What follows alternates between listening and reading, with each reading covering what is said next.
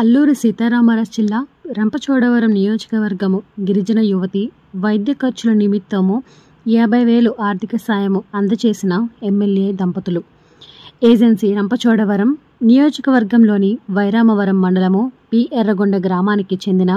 పల్లాల శ్రీలత అనే యువతి గత కొంతకాలంగా లివర్ సంబంధిత వ్యాధితో బాధపడుతుండగా కూటమి నేతల ద్వారా ఈ విషయం తెలుసుకున్న రంపచోడవరం ఎమ్మెల్యే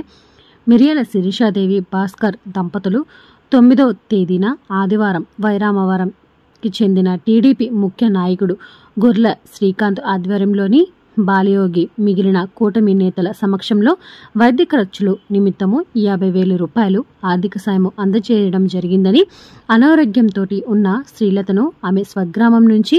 హైదరాబాదుకు ఆసుపత్రి వరకు తీసుకువెళ్లేటందుకు ఎమ్మెల్యే దంపతుల సొంత అంబులెన్స్ను కూడా ఏర్పాటు చేసినట్టుగా తెలియజేశారు. కష్టాల్లో ఉన్న ప్రతి వారిని స్వయంగా కలుస్తూ లేదా కూటమి నేతల ద్వారా ఆర్థిక సహకారాలు అందిస్తున్న ఎమ్మెల్యే మిరియాల శిరీషాదేవి భాస్కర్ దంపతులను ఏజెన్సీ కూటమి నాయకులు కార్యకర్తలు అభినందించారు.